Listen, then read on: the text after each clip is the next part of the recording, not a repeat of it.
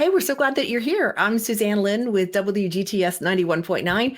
Just recently moved to the DMV and hooked up with this guy named Greg. I mean, he is just amazing. He's got an organization called Things to Do DC, and I've been to already three embassies and different kind of events, and thought you might enjoy hearing what's out there and what you're able to do. So, welcome, Greg.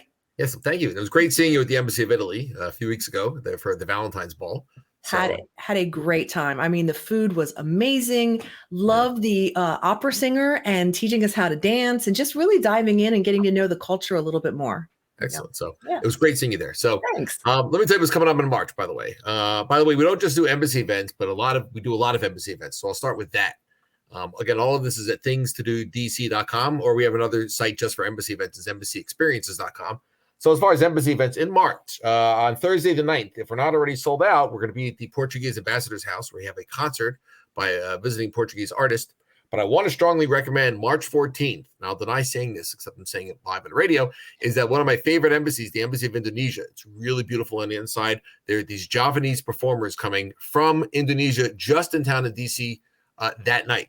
Wow. So not only will you see one of the best embassies and you'll meet the ambassador and others, you're going to see a concert unless you're going to fly to Indonesia and see when these guys are performing.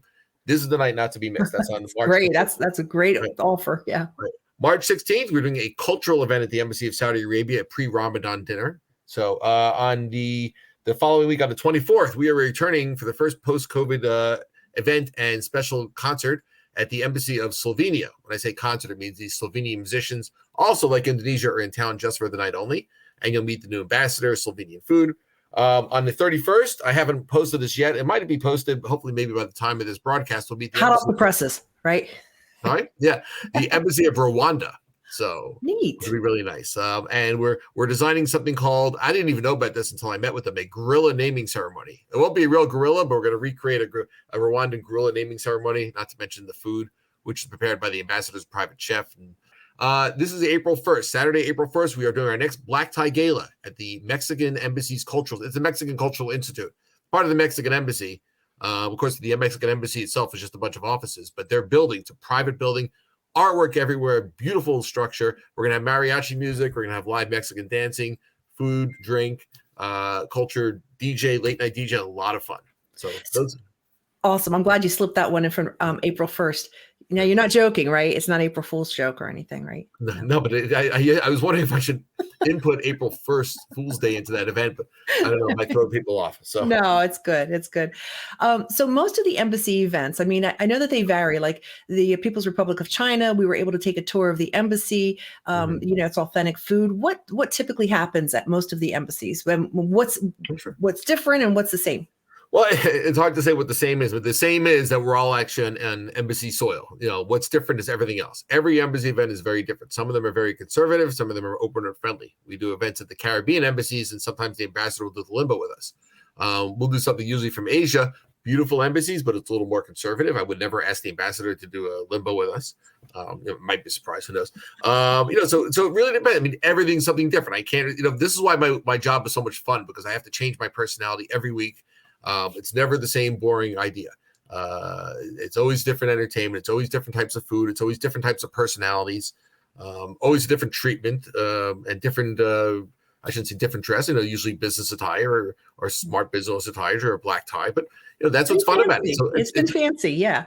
It's hard to say what the answer is to your question. It's like traveling the world. You go to one country and you're going to do certain things. You go to another country and you do other things. It's the same thing with the embassies. It's really a great way to travel the world and then come home and sleep in your bed. Right. And I think my favorite part of these are the people that you meet. A lot of them have done a lot of world traveling. So I just sit and listen to stories. You'll hear plenty of stories, Yeah. So what are some non-embassy events? Okay, so cherry blossom season is coming up. So we're going to be doing this cherry blossom margarita cruise, or just cherry blossom cruise with margarita specials. We're going to be doing that almost every week, starting on the last Saturday in March, I think. Okay, when you say cruise, where are you cruising? Down the Potomac? Down the Potomac, up and down the Potomac. So we're also going to be doing a daytime cruise a few days after. Before that, we're going to be doing a St. Patrick's Day limousine scavenger hunt. So you'll ride around in a limo. That's Saturday the 18th, the day after St. Patrick's Day, but still, it's kind of like that weekend.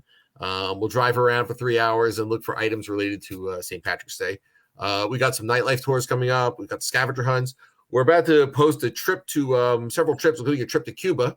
That will take place in April, so look for that on our website. Literally physically going to Cuba. Literally going to Cuba. I just got the details. I just had to review it to make sure everything is kosher. I say kosher, make sure there's no problems with it. And if it's on our website, by the time you view this, it means there's no problem with it. And we'd love to see you there.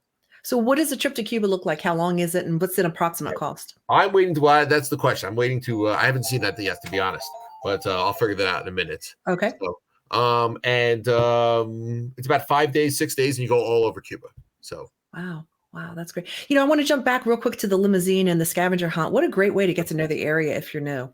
Right. It's absolutely amazing. It's not just getting to know the area, getting to know the area and getting to know new people, because you're going to be in a limousine for 3 hours at least with a lot of brand new people. It's going to be a lot of fun, a lot of new friends, and hopefully you should have a great time. Even if you're introverted, this will teach you to get out of your shell.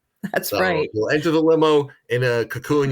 I hate to say like a butterfly because that sounds weird. But I was going to say you'll come out a butterfly, right? Right. Greg, thank you so much for joining us again. How can people get a hold of you and find out more about your event? All at events, EVENTS with an S, at Things to Do DC. Some people think it's in DC. No, it's Things to Do DC, like WashingtonDC.com. So gotcha. And the website is Things to Do DC, and we're on Instagram and Facebook at those sites as well. Love it. Thank you so much. Have a great day. We'll see you at some events this month. Sure. Take care. Bye.